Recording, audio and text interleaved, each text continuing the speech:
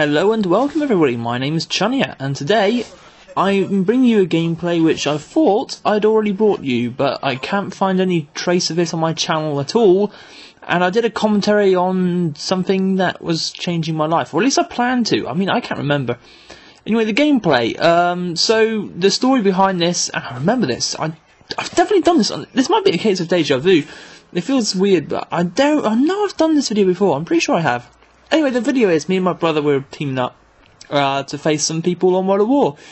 First time we've actually played World at War together in a very long time, and unfortunately we ran into hackers, we ran into bad connections all over the place really. So this game we got the host. Well, my brother got the host, and since he's in the same house as me when we do this, basically I'm going to get a really good connection too. So this is the first time we had host connection, and I managed to do some pretty good sniping with it.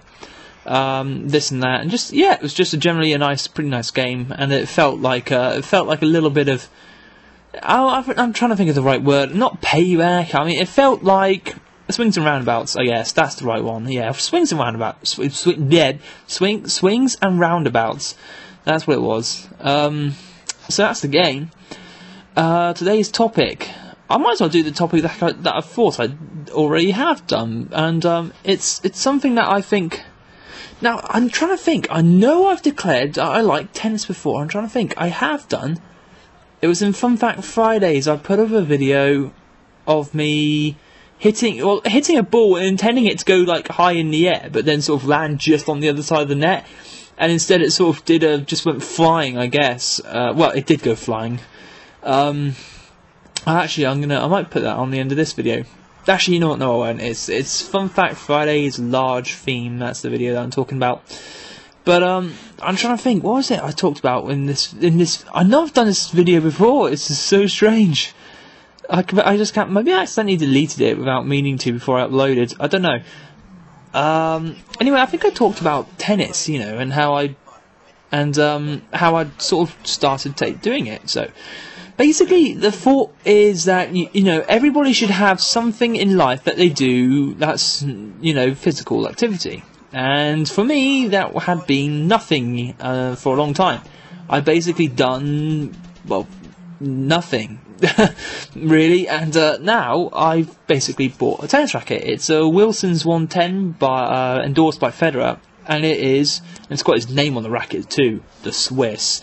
And it's a really good tennis racket. Well, it's not really.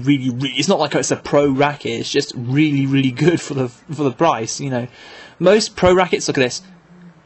Oh, gotta love that. That is good. I like that. That is a good snipe.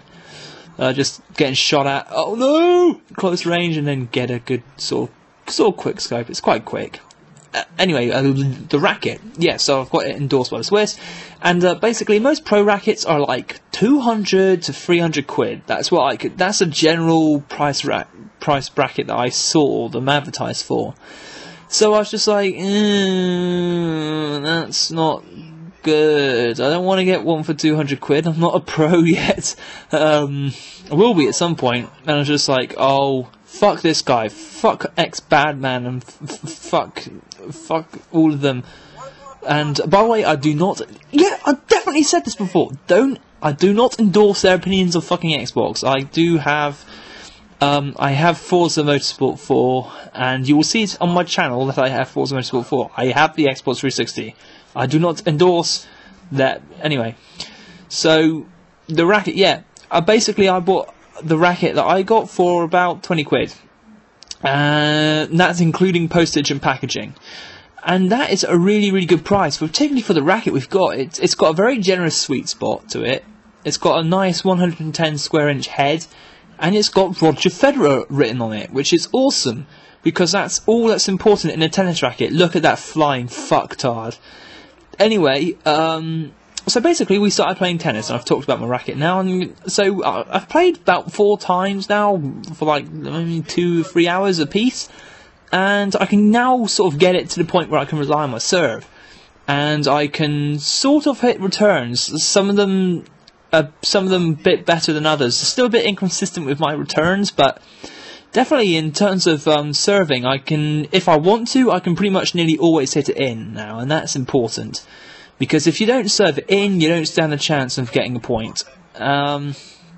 There's that, and there's also the fact I'm starting to put some power on it, and every so often I can do a one-handed backhand like Roger Federer. Like, if you ever watch Roger Federer, he does this one-hand backhand thing where he sort of like swats it and the racket ends up way in the air. And you'll know what shot I'm talking about. It seems to be a thing with the Swiss though, because a man called I think it's Stanislas, I'm not sure of his first name, but his second name is Wawrinka.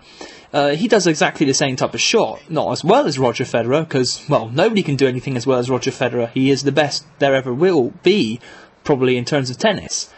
So if you haven't been watching tennis recently, but do kind of like the sport, watch now, because you will miss your chance to miss the greatest of just you'll be missing out on the history-making tennis player.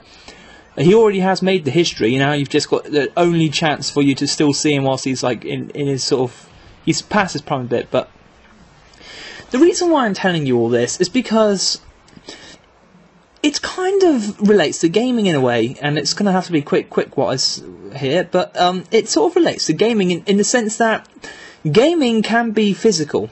For instance, yeah, okay, you've got to move your thumbs and all that, but tennis will help improve your hand-to-eye coordination, and it will also help when it comes to reaction times, because you have to. Because I still can't believe I missed that guy. I've done this video before, and I still don't understand how I missed him. But in any case, it's hand-to-eye coordination, which is important in Call of Duty.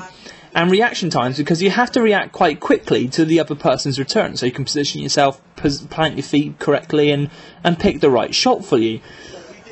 And these two attributes in particular, reaction times and hand-to-eye coordination, are two things that are essential to Call of Duty, particularly if you want to sort of rush around. And hand-to-eye coordination is important anyway. Basically, if you end up on even turns, two people behind a wall, and then another person behind a wall, the person with the faster reaction time and faster aim is going to win. And that's what I wanted to say, and I'm going to, thank you for watching.